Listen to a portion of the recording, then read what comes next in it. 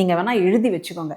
இந்த 26 தேர்தலுக்கு பிறகு இந்த புயல்ல, கஜா புயல்ல காணாமல் போன மரங்கள் அப்படின்னு சொல்லுவோம் இல்லையா, அந்த மாதிரி இந்த தேர்தலுக்கு அப்புறமா தாவேகான்னு ஒன்று இருக்கா, இது தலைவர் விஜய்னு ஒருத்தர் இருக்காரா அப்படின்னு தேட வேண்டிய சூழல் தான் வரும். ஏன்னா இவரை வேண்டும்னே திட்டம் போட்டு உள்ளே இறக்கி விட்டுருக்காங்க.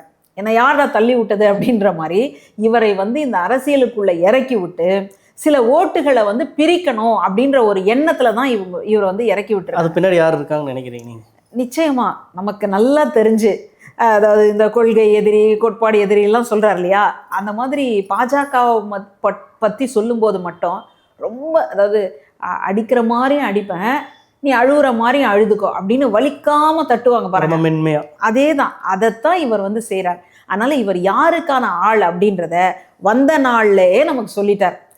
இதுக்கப்புறமாவும் இல்லை நான் வந்துட்டு ரொம்ப வீறு கொண்டு நான் வரப்போகிறேன், நான் வந்துட்டு கட்சியில் வந்துட்டு நான் தக்க வைக்க போகிறேன், என்னுடைய மக்களை எல்லாம் நான் உயர்த்த போகிறேன், இது எதுவுமே வேலைக்கு ஆகாது. இன்றைக்கி என்ன ஒரு முழக்கம், மக்கள் விரும்பும் முதல்வர் வேட்பாளர் விஜயம்.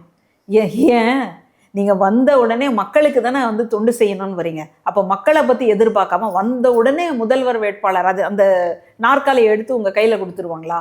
இது என்ன படமாங்க?